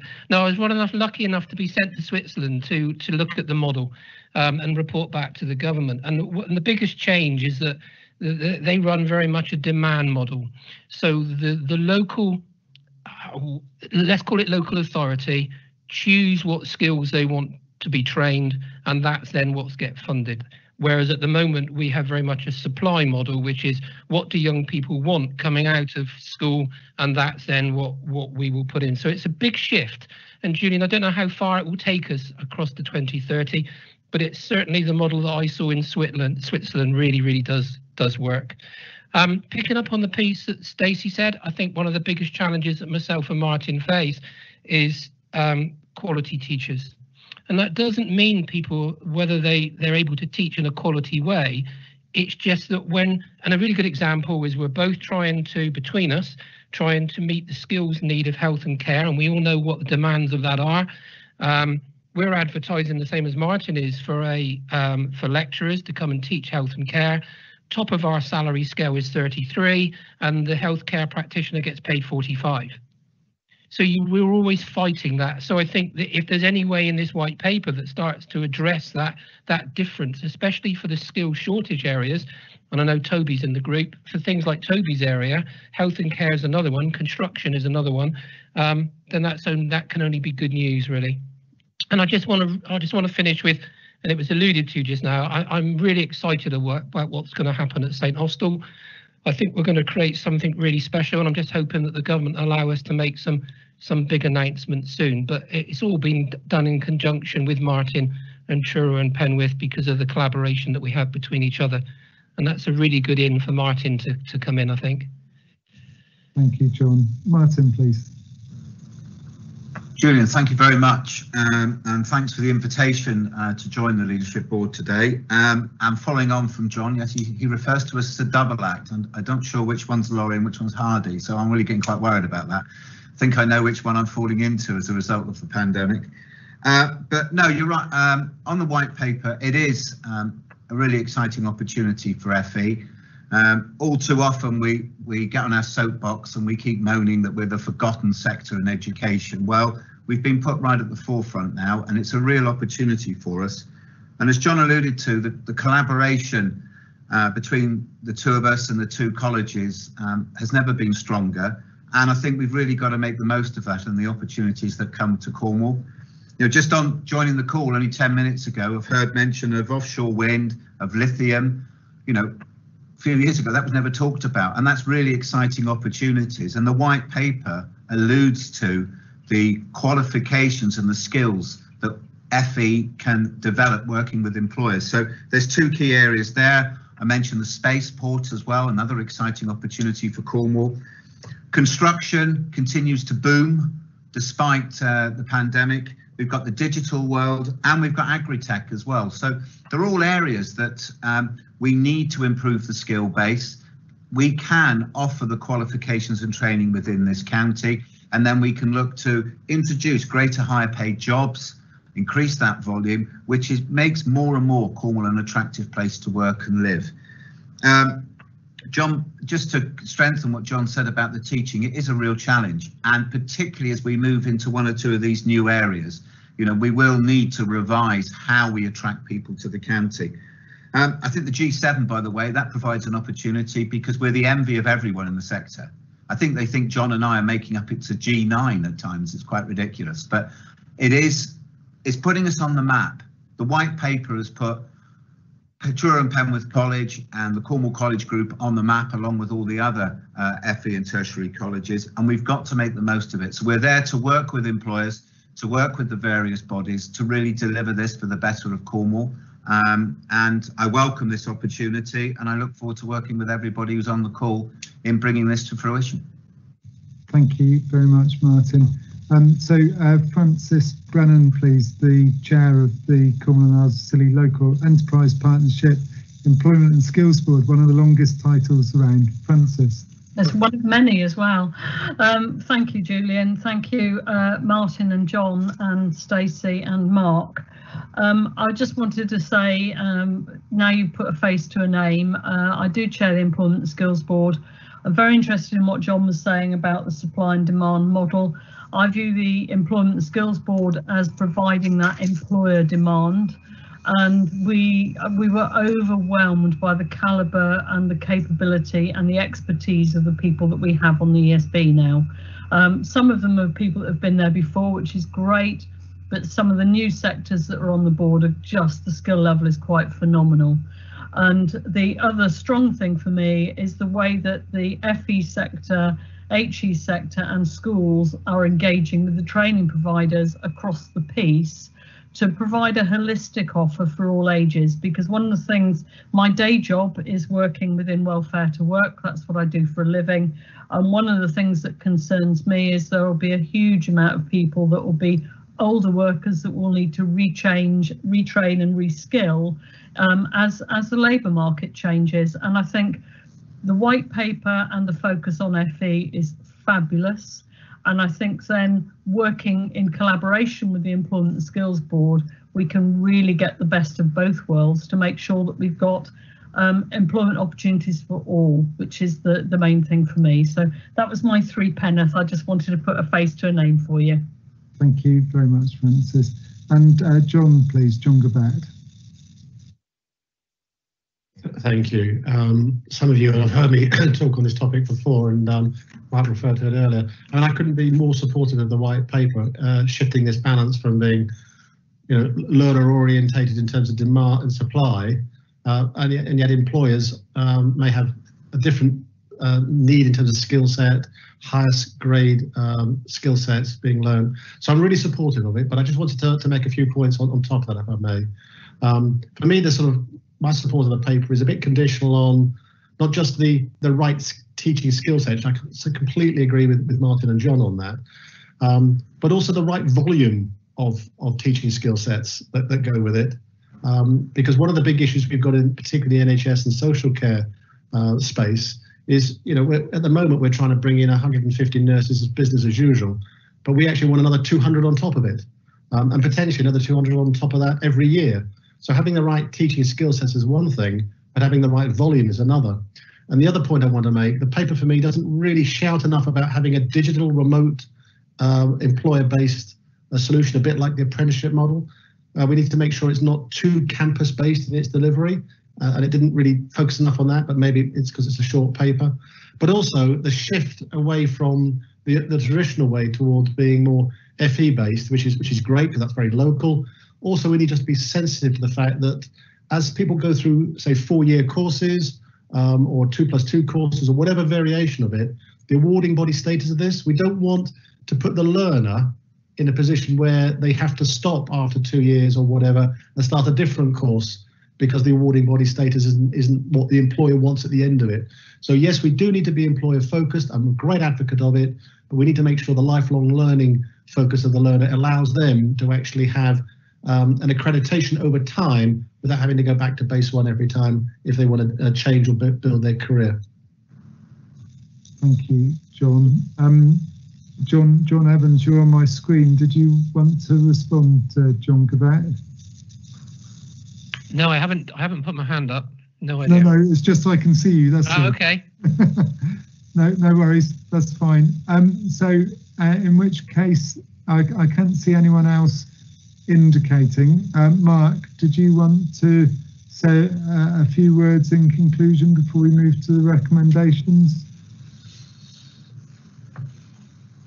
Thanks, Julian. I need to thank everybody. A colossal amount of work has been done locally to put us in a very different position now, and starting to reach out to other sectors, and we're having conversations with John and others, and some thinking about how we really try to tackle some of the intractable employment problems of Cornwall. So I think it's a really good step in the right direction, and I'm hoping that that we can build on what we've got in Cornwall, and rather, I don't want us to have to sort of recreate things. We just need to build on these relationships and knowledge that we've got. So I commend the paper and thank the guys again for all the work they've done to get us where we are today. Yeah, absolutely. And I'm sure on behalf of all of the board members, thank you all. So the recommendations, I won't read them out, but the important aspects around the submission of an application for Cornwall and Isles of Scilly to become a trailblazer or pilot, and the establishment of an employer group. So again, colleagues, if I can have a couple of hands up for a proposer and a seconder to the recommendations, please. So that is Helen Price and Toby Parkins to propose in second. And if we can put our hands up to vote, please, colleagues, and I'll hand over to Jerry to take the vote. Thank you. Thank you, Chairman. I can see 10 voting in favour at this stage. I'll just wait a second in case there's another hand to go up. Yes, we have 11, so that's unanimous. That recommendation has been moved. Thank you. Excellent. Thank you very much. And again, thank you all for bringing this forward and for your ongoing work in delivering it. Thank you. So we're going to move on, colleagues, to the tackling racism and inequalities for ethnic minority residents in Cornwall and the Isles of Scilly, the update on recommendations from the Black, Asian and Minority Ethnic Steering Group. So, colleagues, I'd like to thank leadership board members for supporting the recommendations that were brought to the board in September 2020. I know that members have been working to make progress against these recommendations over the last 6 months. Following endorsement of the recommendations as a board, we made a collective statement in October acknowledging that racism exists within Cornwall and the Isles of Scilly and recognising the devastating impact that racism and inequalities have on our society and our communities. And recent events have made us realise how much more there is to do. We've committed to return to this meeting with updates on progress that we've made as individual organisations and collectively, and thank you to all of you that have provided those updates. These are in the main report and the appendix, page 3, I think, certainly pages 59 to 74, I felt were key in this, and obviously welcome further comments, verbal updates from members now. So as we've said previously, racism has no place in our society. The wide range of important work that has already taken place shows how passionate we all are about making Cornwall and the Isles of Scilly more inclusive and becoming an exemplar in tackling racism. We've a long way to go, but I hope that we can continue to prioritise this work and work in partnership to further strengthen our work for a fair, inclusive and anti-racist Cornwall. The paper highlights areas for discussion and where leadership board member support is sought. So the continued prioritisation of race equality work, supporting the new Race Equality Forum and Core Group, strengthening our collective approach to hate crime reporting, in principle commitment to financial or in-kind contributions, and in terms of the recommendations, there's a slight change there to add in-kind after financial, and to support the financial contributions or in-kind to support a Race Equality Council or equivalent designed by the community, and contributions to the refresh of the Cornwall-wide equality objectives being undertaken by the Cornwall Equality and Diversity Network, and importantly collaboration on a joint data collection project.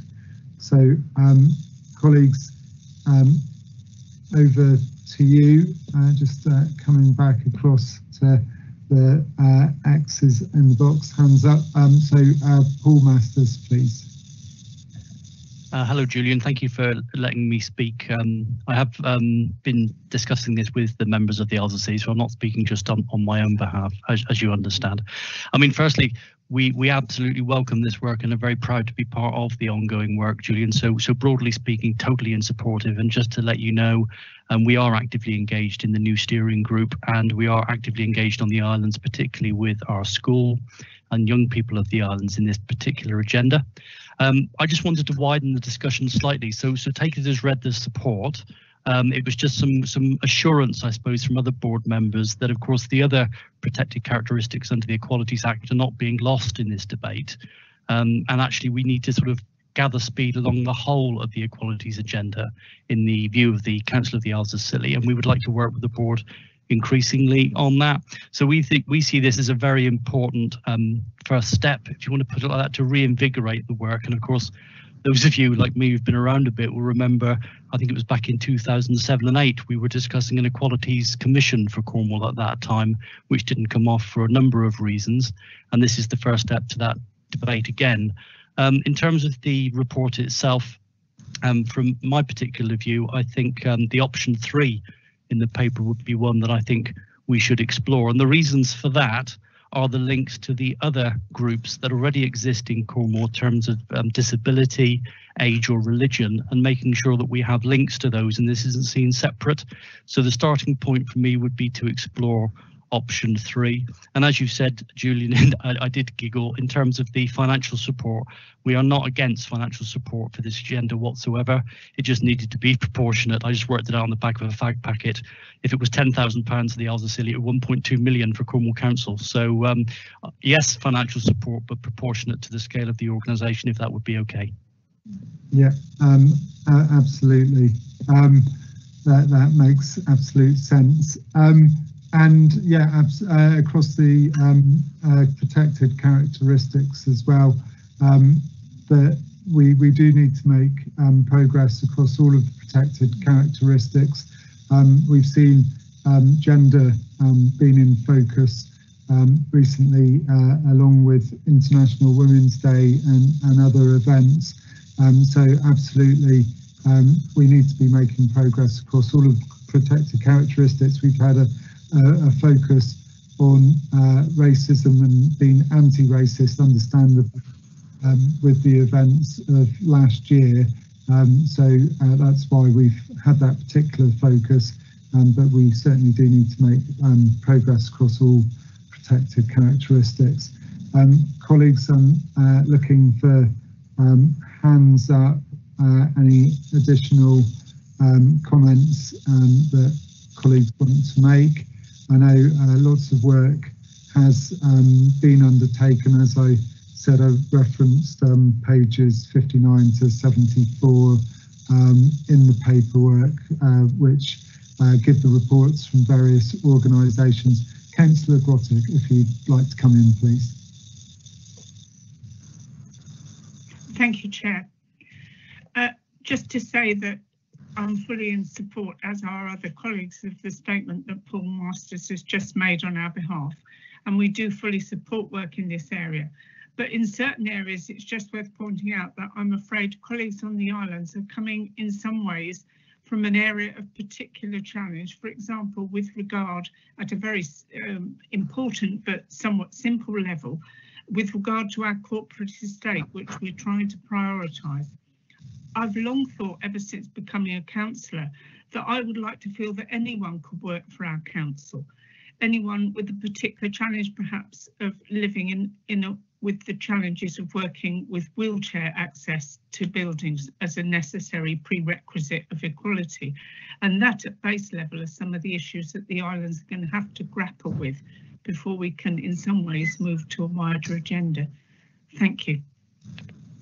Thank you, Councillor Grottig. Anyone else wanting to come in before we move to the recommendations? Kate Kennelly, please. Thank you very much for allowing me to come in on this important agenda. I know that there were other members of the leadership board that were participated in the Race Equality Forum meeting that we held a few weeks ago, and it again was a very timely and important reminder of how much work we need to continue to do in making sure that Cornwall is the inclusive place that we desire it to be, and have committed to making it so through this leadership board. On that call, there was a lot of people looking to us as public sector leaders, and Cornwall Council in particular, to make sure that we walk the walk as well as talk the talk.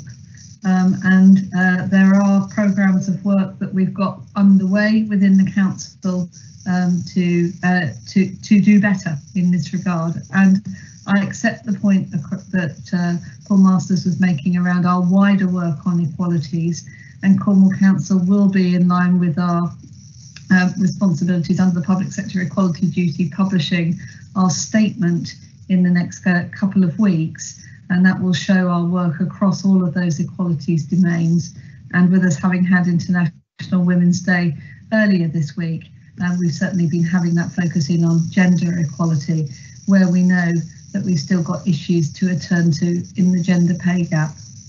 But I can't help but just recall those statistics that we saw through the leadership board of the significant difference where our residents from Black and minority ethnic backgrounds have high levels of academic attainment, higher levels averaged out compared to people that aren't from Black and minority ethnic communities, but are overrepresented in terms of claimant and being underemployed. And it's with that in mind that we're having a particular focus on our recruitment practices within Cornwall Council, and a continued drive on looking at what we're doing in terms of our equalities data and reinvigorating our work in terms of really hearing and listening to the experiences of people from Black and minority ethnic communities who are within our workforce, so that we can seek to make sure that we are a really inclusive employer. And I'm committed to how we use that statement as a way of demonstrating the progress that we need to make.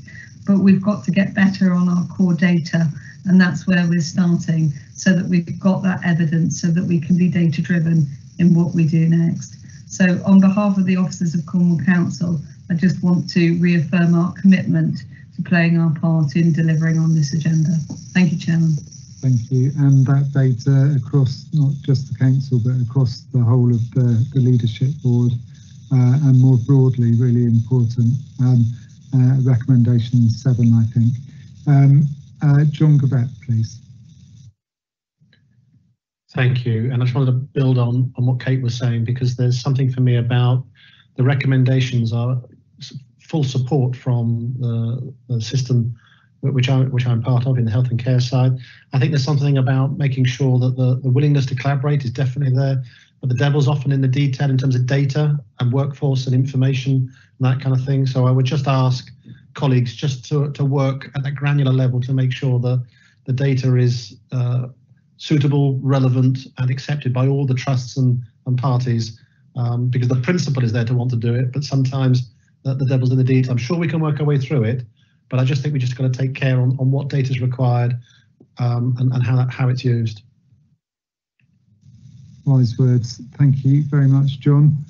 So I'm not seeing anyone else indicating. So again, we've got the recommendations in front of us. So I'm not going to read them all out, but recommendation 4, just to confirm what I mentioned earlier in relation to recommendation 4.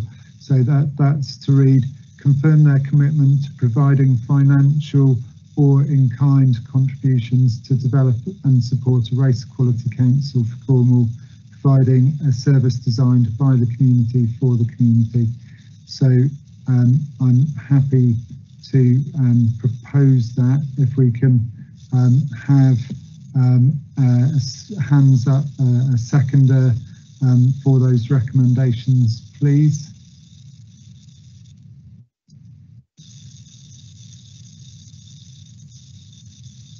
So we look across to the names. Councillor Rochell to second, and then colleagues, if we can take the vote for those in favour. I'll hand over to Jerry, Democratic Services Officer, to take the vote. I think Councillor Taylor left the meeting, and Toby Parkins had given notice of early departure. So I think that's probably two less, Jerry. Yes, and on that basis, Chairman, that has been carried unanimously. Thank you. Thank you very much. Thank you, colleagues. So I'm now moving to our last item, which is the items for future meetings. So our next board meeting is scheduled for Friday, the 18th of June, 2021. We've the Safer Cornwall strategy, the environmental growth strategy and nature recovery plan, and the Cornwall plan implementation. I'm going to ask board members, I'm not sure if Robin's hand was up from before or whether he's quick off the mark on this one, but for any comments on those items or any suggestions for agenda items for the future meetings. Robin, please. Right, sorry, Julian. You've caught me slightly on the hop there again. Sorry. So that was the next. Let me get back to the. Sorry, Robin. You might have just had your hand up from. Oh right. Sorry. Yeah. No. Yeah. I thought I'd lowered it. So my apologies. Yeah. No, that's okay. You haven't got anything you want to bring. No, I don't think there's anything I need to add to that at all. Thank you. Excellent. That's great. Thank you. So colleagues, in which case no one else is indicating. So as you'll, I'm sure, all be aware, we have elections for Cornwall Council and the Isles of Scilly Council between this meeting and the next. So who knows, there may be changes in terms of the councillors on this board. We'll look forward to putting ourselves in front of the democratic process. But whoever's sitting around this board in the future. Though I know there will be a good deal of continuity, but there may be some changes. So I'm wanting, on behalf of all of the councillors here, to wish the board the very best for the future, to continue working in partnership, something that we do really well on Cornwall and the Isles of Scilly, and that strength of working in partnership, doing the best for the residents of Cornwall and Isles of Scilly, and bringing those parts together so that the sum is greater than the parts. So to those standing in elections, good luck, and to everyone, thanks for all that you do every day for Cornwall and the Isles of Scilly, and good luck with the board in June and for the future. Thank you all very much, colleagues. Thank you, Julian. Draw the meeting to a close. Thank you. Thank you. Thank you. Thanks. Thank you, Julian. Thank you. Thank you. And yeah, question 10 counts.